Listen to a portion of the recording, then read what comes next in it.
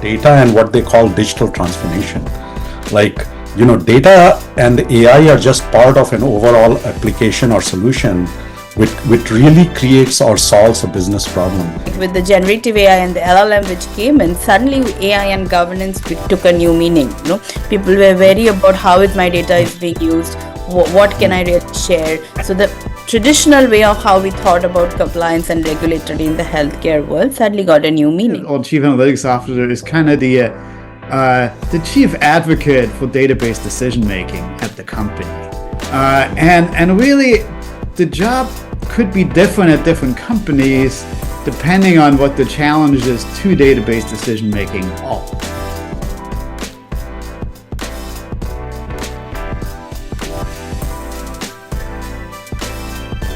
Welcome to the Fluid Intelligence Podcast. I'm your host, Akhilesh Yadav, founder and CEO of Factspan Analytics. Over the last decade, I have witnessed the evolution of analytics from being a specialized field to a fundamental driver of business value across various functions and industries. Today, we are diving deep into this transformation and understanding its implications. I'm thrilled to be joined by two guests who are not only masters of their craft, but are also deeply familiar with the challenges that we are talking about. My first guest is Bidisha Sen. She is the Chief Data and Analytics Officer at Bayada Home Healthcare, where she has been pivotal in driving data-driven initiatives to not only improve patient outcomes, but also manage the stringent regulatory requirements required for her industry. My second guest is Glenn Hofmann. Glenn is a former Chief Analytics Officer at New York Life Insurance, where he was instrumental in fostering innovation in a very traditional industry like insurance while balancing risk management and compliance.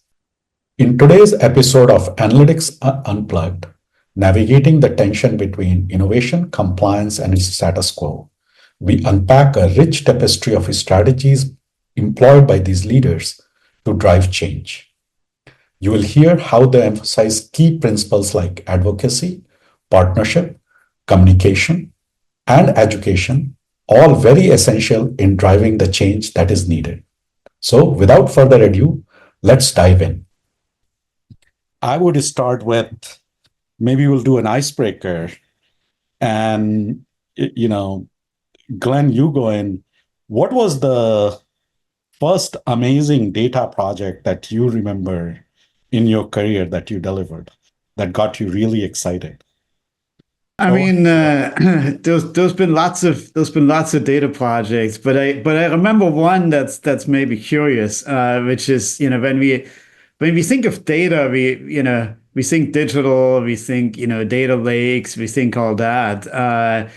In my last role, in the beginning of that, I actually did a data project where we went to a warehouse full of files, a gigantic warehouse full of files. And there was a project to digitize those files. Well, I mean, some of it we destroyed, some of it we digitized, some of them were, decades old. But we actually got a lot of data that was sort of life insurance underwriting data from decades ago. And we digitized a bunch of files. And this means flattening the files and taking out the staples and digitizing them. And so that turned out to be quite valuable data, but it wasn't, the kind of data that we typically talk about. So I think that was an interesting data experience for me. Yeah, that is very fascinating. Like just going through the paper files and trying to convert it into a digital format. Yeah. Over to you, Bidisha. Like what is something that, that started you on this journey, or whatever, something that you remember fondly? I have, first of all, thank you, Akhilesh. This is great to be here.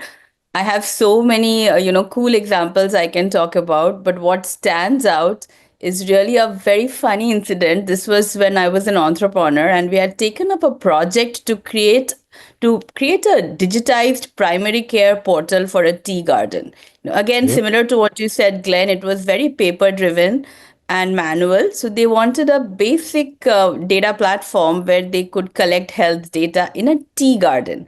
And everything was done. We did the whole design, planning, implementation of the project. When we went to implement it, we realized that this particular place was so remote. We had taken for granted that there would be a certain amount of data connectivity when you have to upload that. So we had to completely redesign the solution, because really the internet and even basic telephone connection was so, and this is not too far back. I mean, don't think I'm ancient. This was just about I think 7-8 years back, where internet was quite ubiquitous all over US, India, but still Yeah. it was an amazing experience that we take so many things for granted when we build a solution, and when we actually went to implement it, we never realized that connectivity would be an issue. Yeah. Just listening to both of you, what is becoming very clear is the intermingling of like data and what they call digital transformation. Like, data and AI are just part of an overall application or solution which really creates or solves a business problem. In full transparency, I'll share my experience. This was in my early 20s. I worked on a project for Louisville Jefferson Revenue Commission to calculate their taxes. And when we deployed it, it was very interesting to see how the experience of the people, so the people in the commission who worked, that changed very differently. They were literally doing paper and pen. Now there is a tool which is enabling them to do it much faster and much more accurately. And that was something that very gratifying is what I remember of that experience. Okay, so as we move along on this topic, I think one of the things that I am very curious about is how have you guys seen the expectations for a chief data officer or a chief digital officer or a chief AI officer evolve when it comes to the CEO or the COO, right? And we can expand that to the more whole. That the second part of that question is from the investor community, like from the boards or what have you. So, I mean, how have you guys seen that evolve? Bidisha, why don't you start with this one? Yeah. Yeah, so Akhilesh, I think one is definitely the evolution part of it, but there is also at any given point of time, there are different understanding, definition, expectations from this role even today. So this is still evolving, and I wouldn't say there is a clear understanding when you go and say I'm a chief data officer or a chief analytics officer. Kind of have to explain what you really do. It's not very clear still, because there is just so much of there is so much of, what should I say, like it's a spectrum, the definition of this role. Now, in terms of evolution, the primary thing which comes to my mind is when I started, data was primarily reporting. It was data management, storage, and reporting.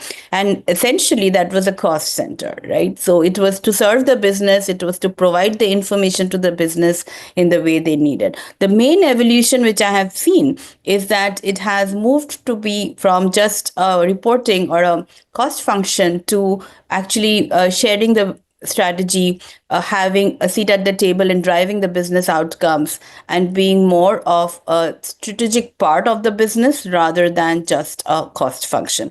That would be the primary function, I would say. The other part is, as you mentioned, that this is a core part of the digital transformation. Changes in the last 2 decades, I have been lucky to see so much of changes and transformation in the industry.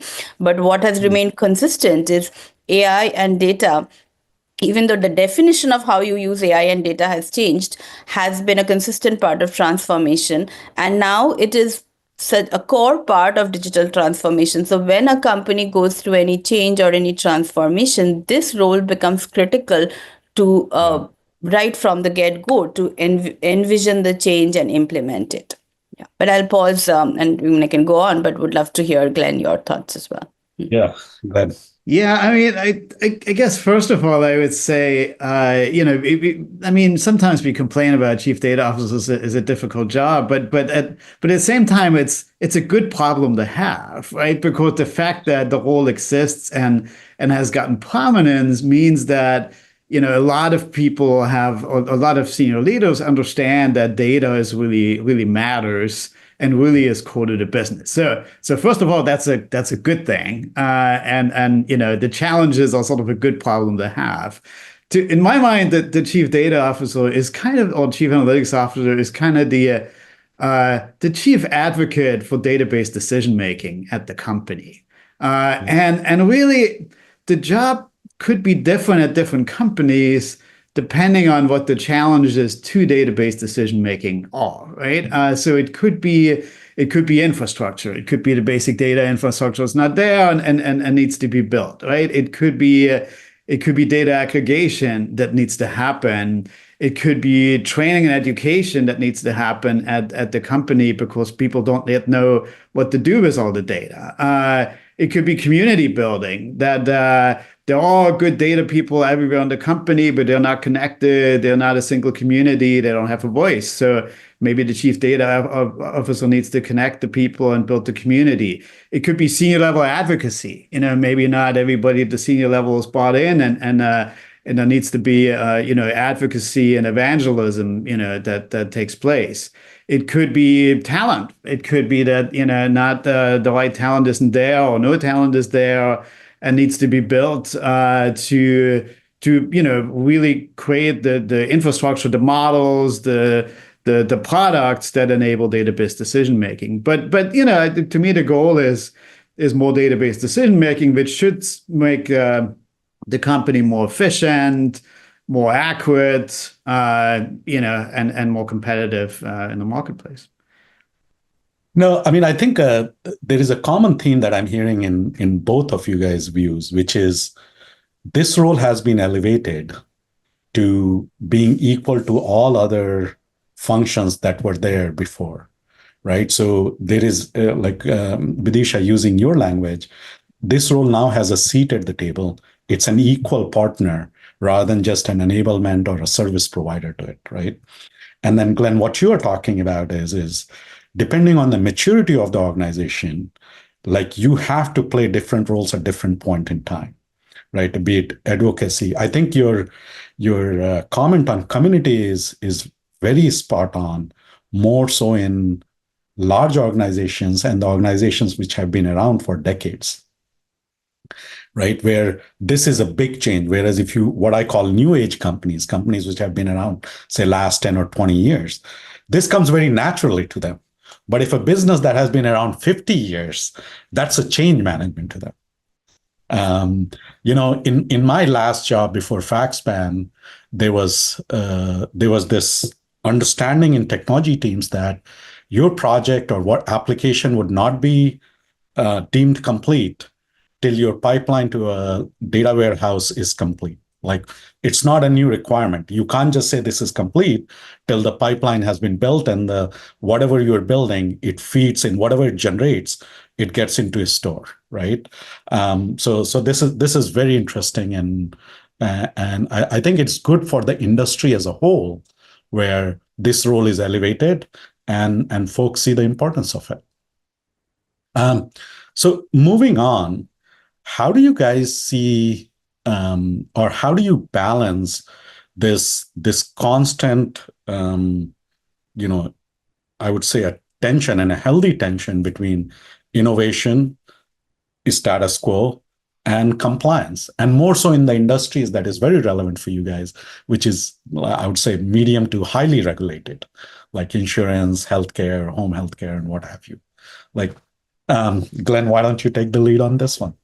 Yeah. I mean, regulation is interesting because it's constantly evolving, right? It's a process, and in my last role, I collaborated quite a lot with our Office of Government Affairs and our legal department to actually influence new legislation, regulation as well. So there, whenever a state or the federal government proposes something, there's typically a period where they let the industry opine on it, and big companies take advantage of that, and they do opine on it, and we talk to regulators about it, and I think that's that's a good thing. So, you sort of get a chance to opine on it. And, at the end, some of the comments might be taken into account, some of them might not be, but I think that's a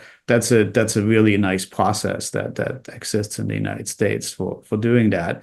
So I've been exposed quite a lot to, regulators through that process, and often, they're not necessarily data and analytics experts, right? That's not what got them into that office, and that's okay. They don't have to be, and often they're quite willing to learn. So I think part of the job of the chief data officer, chief analytics officer, is also to educate regulators on how the industry works and what makes sense and what's doable and what's not doable, so that we end up with regulation that still accomplishes what it's trying to do, whether it's protecting certain consumers or other interests, and but does it so in a way that's feasible for a large company or even a medium-sized company to accommodate. So I think that's that's sort of how I've been involved in this. But obviously once the legislation or regulation is in place,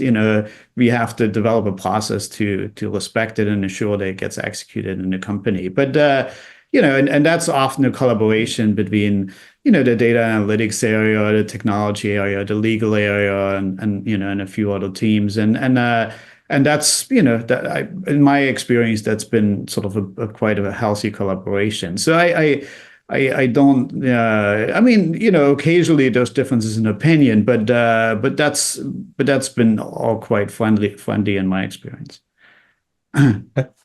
Bidisha? Yeah, I think it's like riding a bicycle, right? Like you have to balance between the two. Like you don't have the option to not innovate, or just stick to business as usual, or stick to your comfort in terms of what technologies, what tools you have been leveraging, especially when you talk about a company which has been there for 50 years. At the same time, if you are like really pushing the pedal, then you have to be aware that there at some point you need to balance between the two.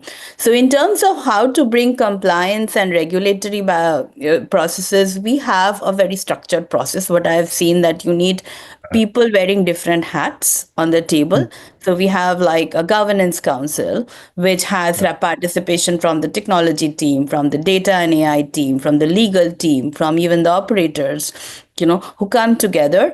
And one part of this council, one job is to really learn, because this is going so fast, right? Like with the generative AI and the LLM which came in, suddenly AI and governance took a new meaning. People were very about how is my data is being used, what can I really share. So the traditional way of how we thought about compliance and regulatory in the healthcare world suddenly got a new meaning. But in terms of balancing between the two, what you mentioned, Akhilesh, I think a chief data analytics officer role, this is crucial. One part is to, I look at it as basically three parts maybe. One is the core infrastructure, which is just making sure that the Right. foundation is Yeah. laid right. The second is to run the business as usual, and again when I say that, do it in the more sophisticated, in a more matured, in a modern way, but really giving data at the speed of business, to take Yeah. the right decisions at the right time. And then the third part is digital transformation, which is again something which spans across processes, people, technology, and data and AI is just a part of it. So you need to kind of balance between both of this. And I have no other example than, like riding a bike, where if you fall Yes. a little towards the Yeah, right, you're absolutely you right. again move Yeah. towards the side. Yeah. Yeah. You got a balance one. Like, one theme that is coming out in, what both of you are talking about is how advocacy and communication and education is big part of this role, whether you're dealing with it, say, external regulators or even with your internal business partners, right?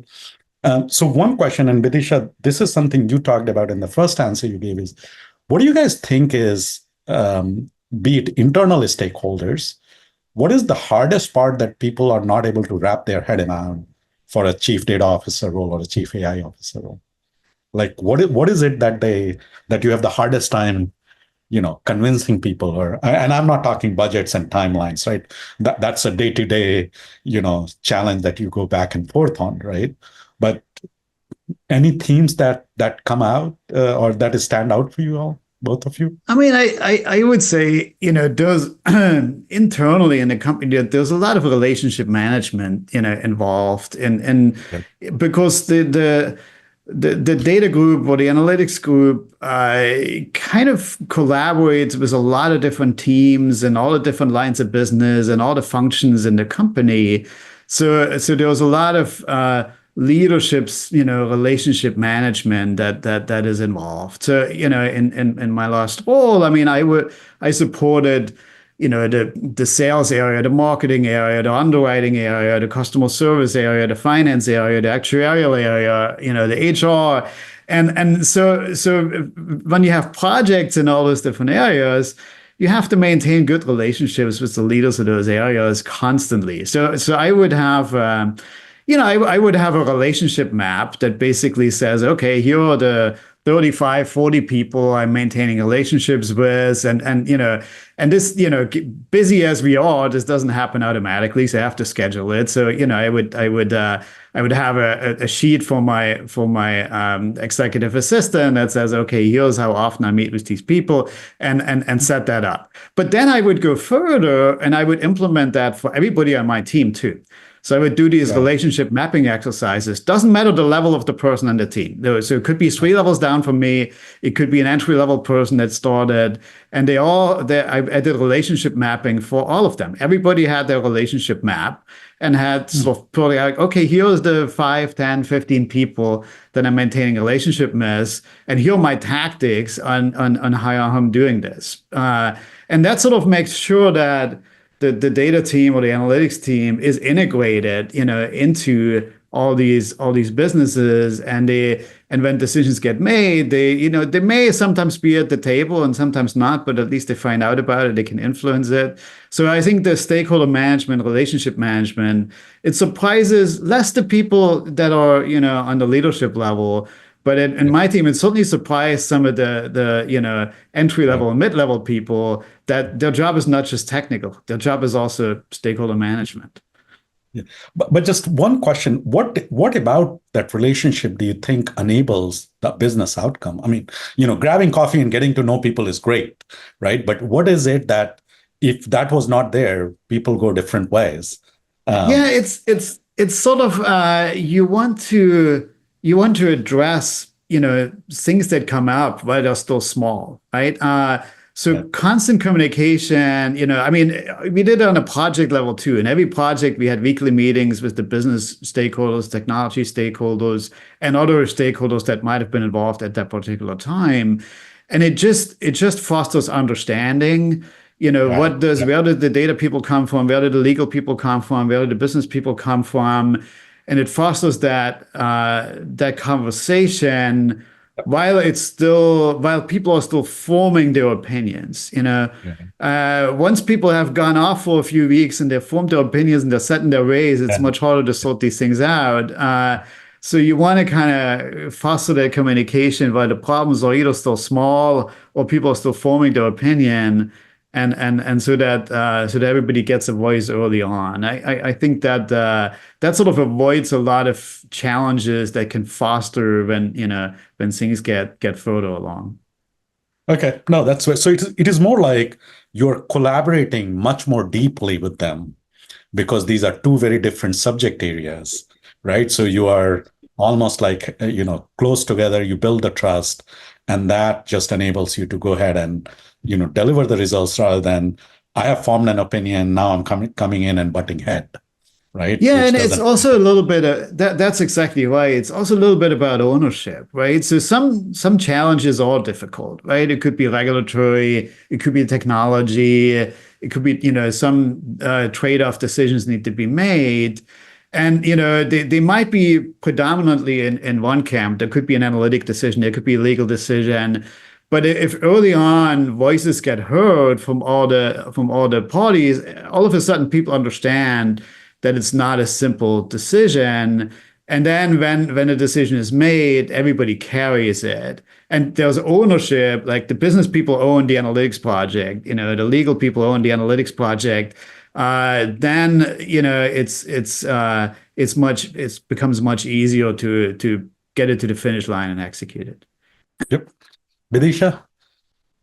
I I would think like, it comes yeah, down a lot to change management and setting expectations. But my experience has been there are two kinds of, I would bucket it into again, two kinds of projects. mm, One is where it's easy to set expectations, where the value you're bringing is incremental, you are enabling the business process.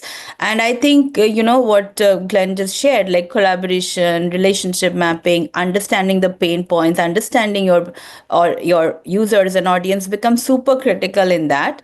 And but there is a second kind of projects which are transformational, disruptive. yeah, And really, until you have the solution, it is very difficult to set the expectations. Like, think of all the disruptions in the industry. Think of Uber. Think of, yeah, you cannot really expect your stakeholders to understand the value till you have the solution in their yeah, hand.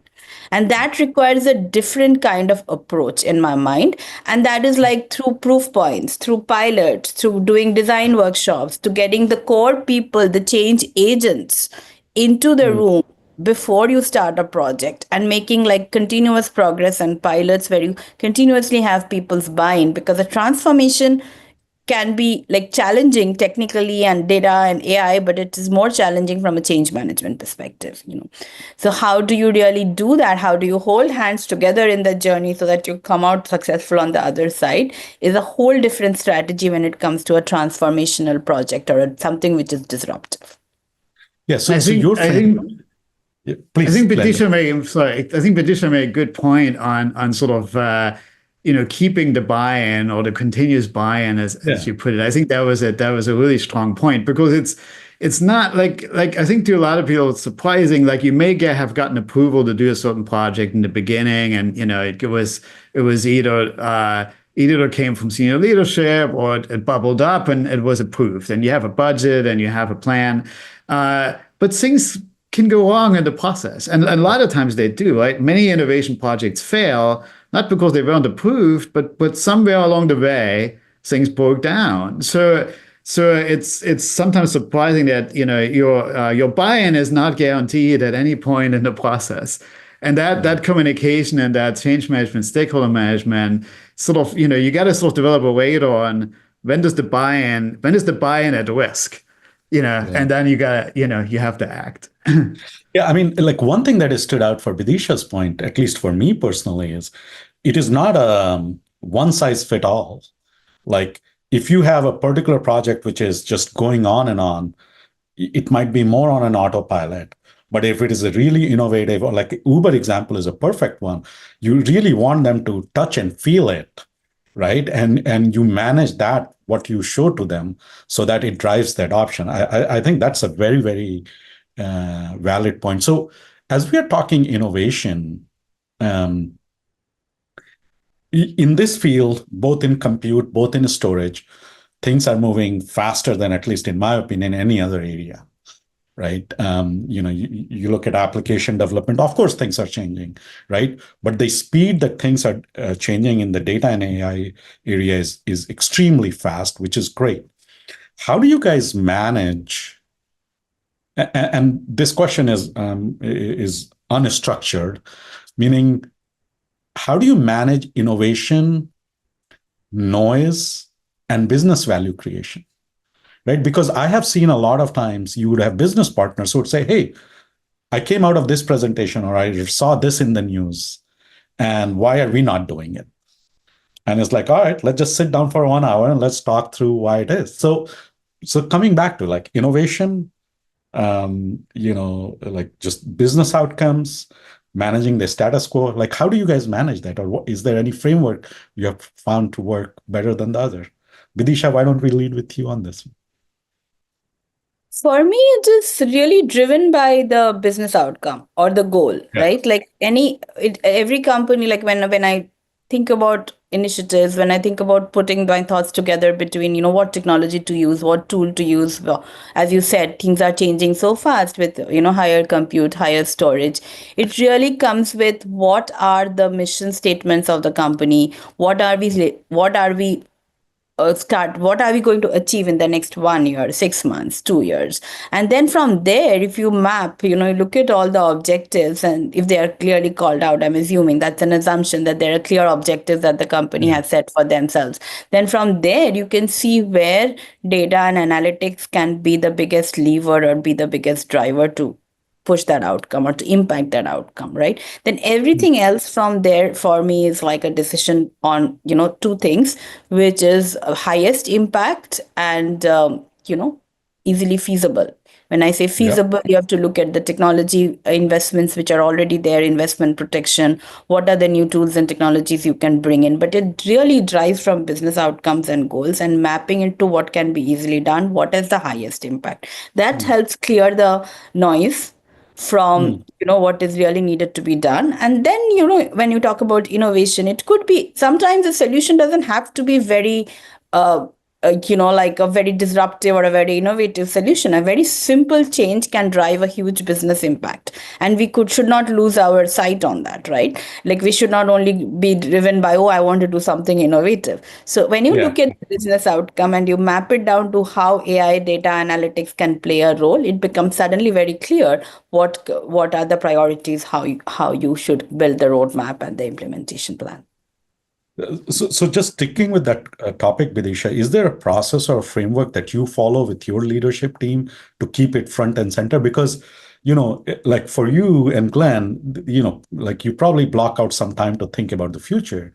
But when they are leaders under you, they are so much into day to day, which is what their role is, that is sometimes these things just get lost. So is there something you have found to be effective with your team to just keep this innovation and all these things front and center? Yeah, I think I work. So when we have, it's a framework. I can't call it that there is a real name for it, but we have a structure or a framework we put in place together, that these are the company's objectives or these are the leadership objectives for the company. And then I have the team who are responsible for different areas. Somebody could be in data management, somebody could be looking after marketing, somebody could be looking after some other function, to come up with their own ideas. And then it's really a lot of whiteboarding, brainstorming, discussions, stakeholder meetings, but I don't have any name for that framework. It's something which I've done and developed over the years, but it works. Yeah, I mean that's the framework, right? Glenn, like Yeah, I kind of do have a bit of a framework. Like you said, I do keep my eye on the future, and I would say constantly expanding the tool set that myself and my team is aware of. And it is a little tricky because the team is always busy with, a million different projects, but it's my job to kind of watch out for new tools, new technologies. I take a lot of vendor meetings. I can't take every technology vendor meetings. That would be, hundreds. But I take quite a few, and I let vendors educate me in what they do. And often I will say, let's try this out. And I will enroll somebody in my team and say, hey, this is a new tool. Let's look at that. Let's find an example of where we can try this out. And sometimes they'll say, oh, but we don't really have the time. And I'm like, well, yes, but we got to balance the present and the future, and we gotta try this out. So that's sort of one aspect.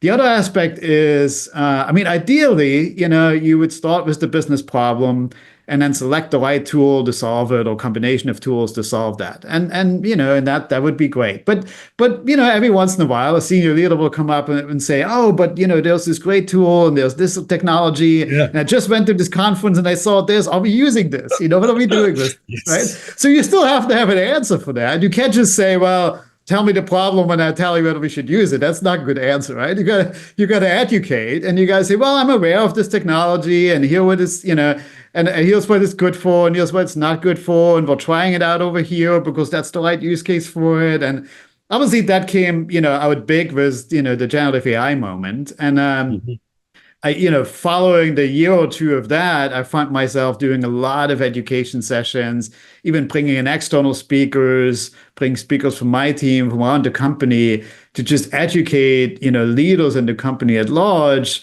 Okay, well, what is generative AI good for? What are good use cases? What are not so good use cases? What are the challenges? So, sometimes you do have to talk about specific tools when people are interested in those. Okay, so So your approach, I think, the common theme in what both of you are saying is um, dedicating some time, yourself or some members of the team, and keeping it front and center. But it has to be aligned with what are the mission and the vision of the company, right? It can't be a free-flowing, open-ended experimentation, which is harder to get a buy-in on. So just evolving our conversation on one thing that I am always curious about, and I'm a student of, is decision-making frameworks. And over the years, like, I have come to learn about decisions in two different ways: reversible and irreversible, right? Reversible is like, I do something and then I come back and easily change it. The cost in terms of business impact, dollar value, time is less. Irreversibles are, if I just do something, there is a pain in reversing that decision, right? So the two dimensions that I would have questions for you guys is, in terms of frameworks that you use for decision making, is talent, senior level talent, and the second one is making technology stack decisions. Because senior level talent also, you can't just bring in people and if they don't work out, oh, I'll get a new one, right? Like, there is a huge organizational impact. The same thing is with technology stack, right? If you commit to something, you're committing the whole organization for next couple of years. So, Glenn, maybe you start. What decision-making framework you have found that has served you well? I'll start with maybe the easier part of that question. So I'll cheat a little bit, but so on a project level, I have a very well established framework for should we do a project, or maybe even explore a project or not, and to me that's like it's 3 parts, and everybody in my group always knows. So one, do all reasonable stakeholders agree that there is business value? And I didn't say cost benefit analysis. I didn't say finance. I just said, do all reasonable people agree that there is significant business value? Sometimes that might be sometimes it might, if it's small, subjective might be enough. If it's big, maybe we need a cost benefit analysis, maybe not. Ideally, it's obvious to everybody. So you don't even need to do the finance calculation. It's obvious to everybody. There's, so all the major stakeholders or then the second is their buy-in from the business area where the project would be implemented, right? So are they, and when I say buy-in, I'm more specific. I mean, are they committing resources? Are they going to come to weekly meetings? Or do they have it in their budget? So that's, not just somebody said, oh, I like it, right? So it's budget, it's time, right? That means buy-in, And third, do I have line of sight how this will be deployed in reality in a business project? So that involves technology, data, anything that, everything needed that gets that into the business and being used by people there.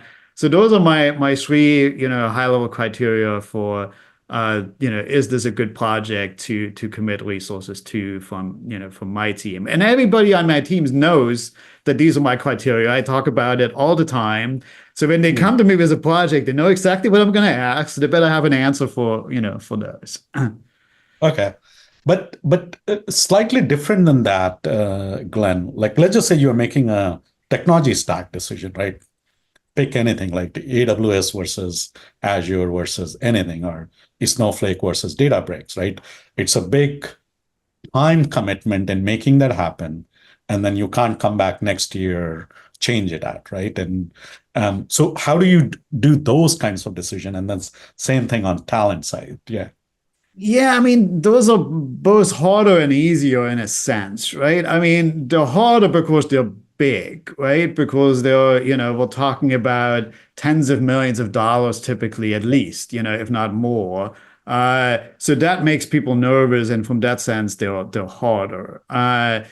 So I guess the way I've been making those is, you get a significant group of people involved. You have some business people involved. You have various different technology expertise in the room. You have some finance people there. You have obviously eventually procurement there, right? So So there's all these aspects, and everybody comes with their sort of top criteria list, and then you go through and you do that. I think that it's as much about making the right technology decision as it is about everybody bought into the decision that you eventually make. Because when things get difficult, and sooner or later things will get difficult, right? Even if you choose the best technology, there'll be some challenges with the deployment along the way.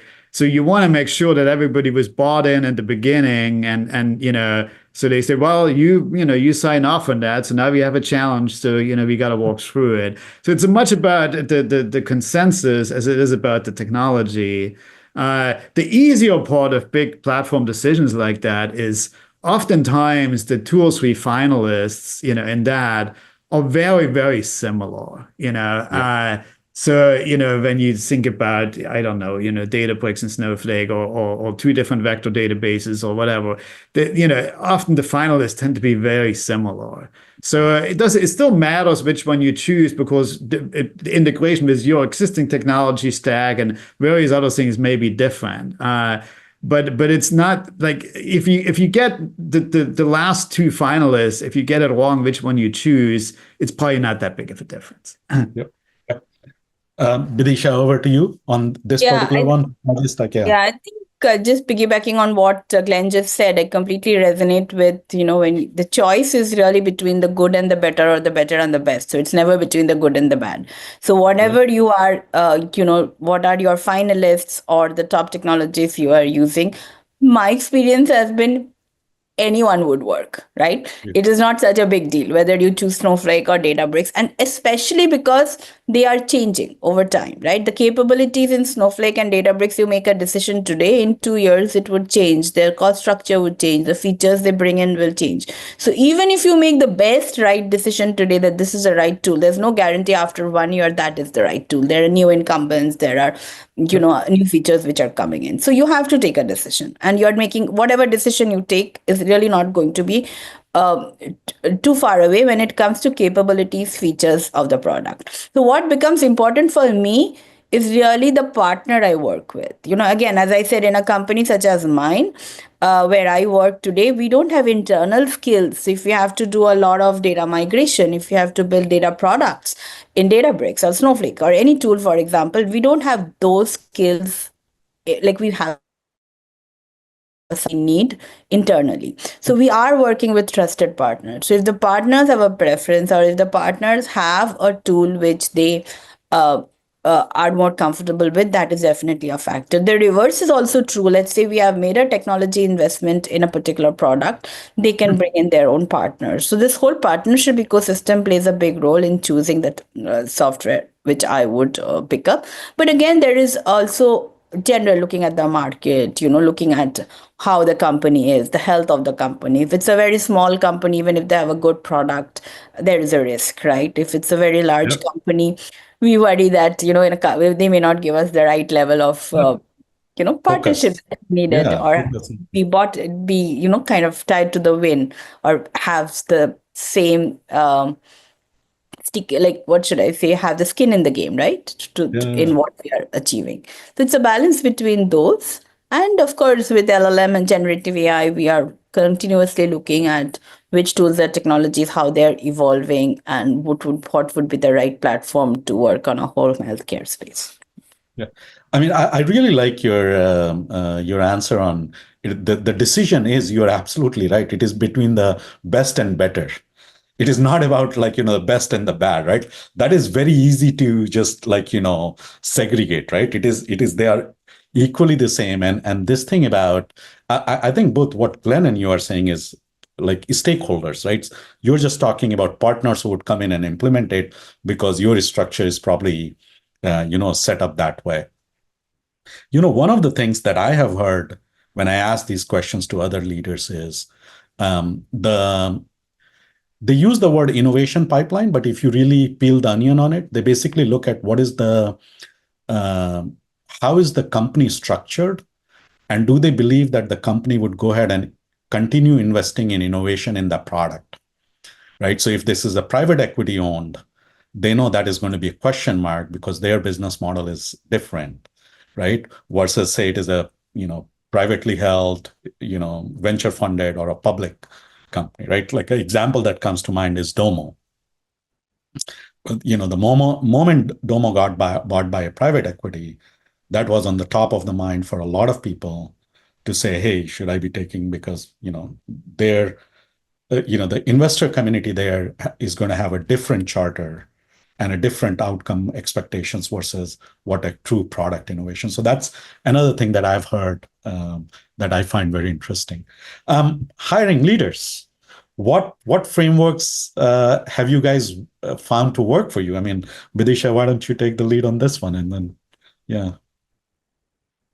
Really, what has worked for me is, through reference, through people I have worked with in the past, like that is definitely, that's one bucket that stands out, right?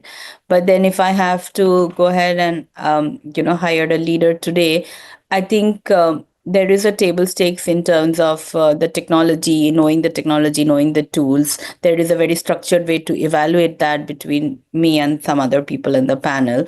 But then the more important from a leadership perspective is how much of a culture fit is the person going to be, how he or she can bring people together, Yeah. and work in a complex ecosystem of, managing stakeholders, managing team, managing partners. So that is where I lay focus on. Again, knowing the technology, knowing Yeah. the stable stakes. But please double click it for me. Like, what questions do you have found that you find that they're very insightful, the way people answer? That tells you, because interviewing, like anything, is a skill, right? At senior leaders, we have all mastered it, right? So how do you, like, is there something that you have found that works for you pretty consistently? If not, that's okay. Yeah. Or I is it the think regular? really Yeah. going into the personal journey of the candidate, if we can really talk through a particular initiative which has been one of the, whether it's a failure or a success, doesn't matter, but who can really talk through what went into it, what was the person's role in either, enabling that initiative. So it's really one journey or one case which I usually look into. And then within that, a lot of things kind of come up, right? Like peeling the onion. Like when you talk through a Yeah. particular journey, you get to know a lot about not just the technical skills, challenges, how you navigated a difficult situation, what made you take a decision, what do you regret, what do you go back and think you could have done differently about it, Yeah. things like that. So basically, diving deep is what it is, Yeah. which like that I have found to work very well for me also, right? Over to you, Glenn. Yeah, I mean, first of all, I think, recruiting is sort of the single most important thing we do Yes. as leaders, because at the end of the day, we get work done through people in our teams, and if that's working well, then we're probably going to shine, and if it Yeah. doesn't, then we're going to have big problems. So I think so first of all, I dedicate a lot of time to both recruiting and talent management, in general. That does occupy a lot of my time, and I think that's justifiably so. Um, when it comes to finding people or interviewing people, I mean, I run technical teams, so to me, the first thing is technical competency. I don't, I don't hire people on my team if they're not technically competent. So that's and I'm a technical person. I came through technical ranks, to this position. So if somebody just has an MBA and never has done any technical work, to me they can't be a technical leader on my team. And I know that not everybody will agree with that, and that's okay. But that's so deep technical competency is a must. And then second is I would say sort of organizational effectiveness. I don't like the term cultural fit because it's very vague and people put all kinds of things in there that I wouldn't put. But organizational effectiveness, can they get difficult initiatives done in a complex organization, the ones I typically work in, and can they demonstrate to me how they have done that? So, in an interview, I would, not unlike Bidisha said, I would walk through, something they've done, And I would dive into all the different aspects of that. Okay, well, what was the technology decision, and walk me through how you made that. What was how did you sort of disseminate the friction that happened with XYZ stakeholder? How did you address that regulatory challenge? When your budget got cut, what did you do then?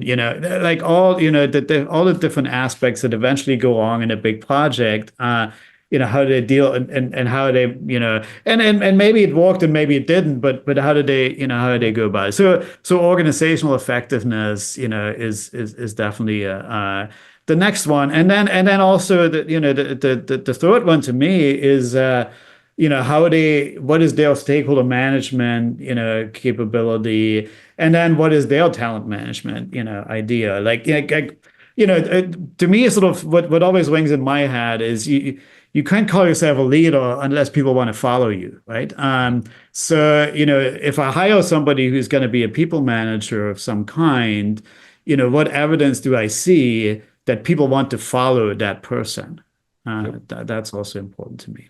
Yeah, I mean, both of you are talking about like what I call dive deep, right? Like really diving deep into their experience. And that is something I have found to work well for me also. I would, when I'm talking to someone technical, I'll just get down to, hey, I mean, what's the pseudocode for it? And a lot of people are surprised by it. But I have not found any better way to really understand a person's capability till you're able to dive deep and do that. Okay, last question for both of you for our podcast. As leaders, our teams feed on our energy, right? So, if I'm upbeat and I'm energetic, the team is upbeat and energetic, right? If I'm grumpy, then I bring the energy down like 10 times, right?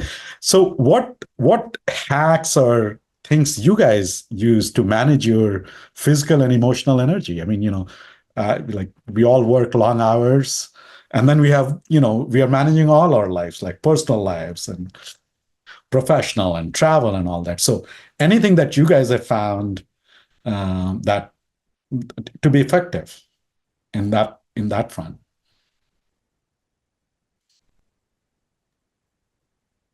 Yeah, you want me to go? Please.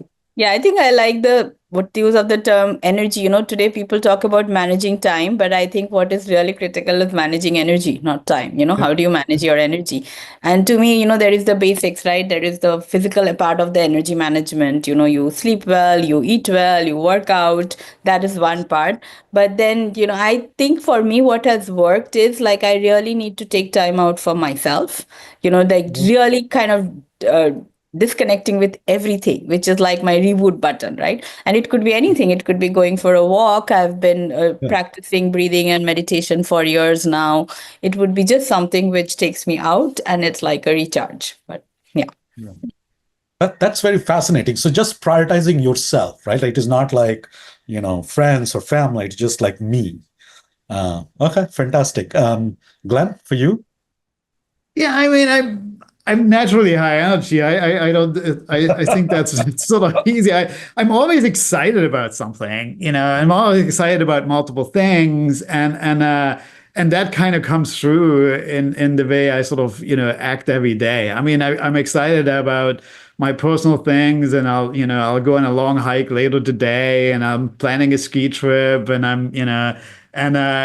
so there was all that, and it's, that's exciting. But at work, there was always a few different projects that I'm excited about. There's some technologies I'm excited about. There's some business problem I'm excited about, and there's talent, that there was like some training that I'm organizing for my group that I'm excited about. So I sort of I find things that I'm excited about, and and then that excitement that I have about that, I can't hide, what I'm thinking or feeling. So that excitement then sort of naturally, transmits to the team. And if there's some, I mean, obviously there's parts of the job that I'm not excited about, not as interesting every day. I mean, those that I sort of, I mean, I do them by myself, or I delegate them, and I talk about them less, or as needed, but but I'll talk about the stuff that I'm excited about, and that comes across to everybody else. No, I mean, that is fantastic. I'll share mine, what I have found to be effective. What I have found to be effective is some kind of physical activity. Like I have a bad day, I have a bad meeting. Yeah, and it is not like I'm doing anything fancy. If I just go for 30 minutes walk, right? Like I just feel better. The second thing I've found is, so I'm naturally just an optimist person, right? I mean, I'm a founder, you have to be crazy to be a founder, right? So I'm eternally optimistic. So if I can just have a good night's sleep or just a sleep, I'm back to where I was 24 hours ago. And that just works like magic. Anyway, Yeah. I just Bidisha, wanted to add, when Glenn was talking about all the exciting things he does, yeah, what I have learned is, it's easy to be excited about exciting things in your life. But when you are a leader, it is how do you maintain that energy for the not so exciting things? I think that is the changer, right? So, I think that's one thing absolutely. I look into, that how do I bring in that same excitement when it comes to the not so exciting stuff? I mean, one thing, I mean, Bidisha, just double clicking on it. The one thing that I had to work on and is still working on is how do you keep your emotional energy high when you are yourself feeling down because of the situation or whatever else is going on? How do you really project positive energy when deep down you are just like you don't have enough to give? That just has been that is still a challenge for me. You said it right. It is easy to get excited about exciting stuff.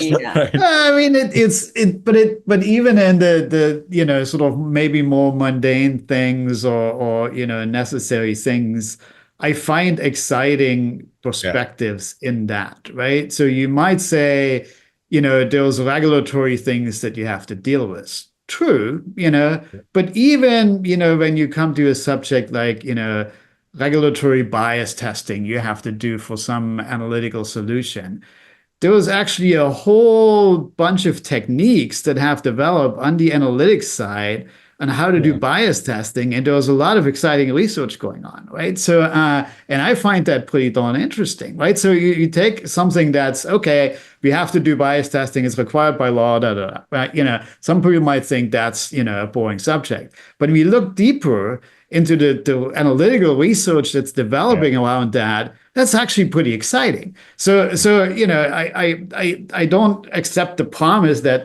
some subject is just boring. There was exciting things to be found, even there.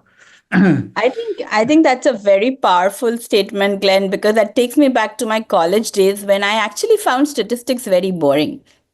And then over years, I found so much beauty in that subject. But the Exactly. way it was Yeah. taught or something about me at Exactly. that time, I was like, oh my God, this is such a boring subject. So I think I take that really well, that, every subject, even if it looks boring, there is something to be discovered, which is really exciting. That's a very powerful thought. I mean, I have read about athletes, primarily athletes, right? Like the top 0.1%, the difference between using your language, Vidisha, good and better is the top 0.1% is they deeply enjoy the process, meaning they deeply enjoy getting up at whatever 4 a.m. or 5 a.m. and working through that and managing their diet and all that is, and that's what makes a big difference for them. But anyway, thank you, Bidisha. Thank you, Glenn, for this wonderful conversation. I came out learning quite a few things as part of this. So thank you guys for taking the time. We'll just conclude. This would be the conclusion of our podcast.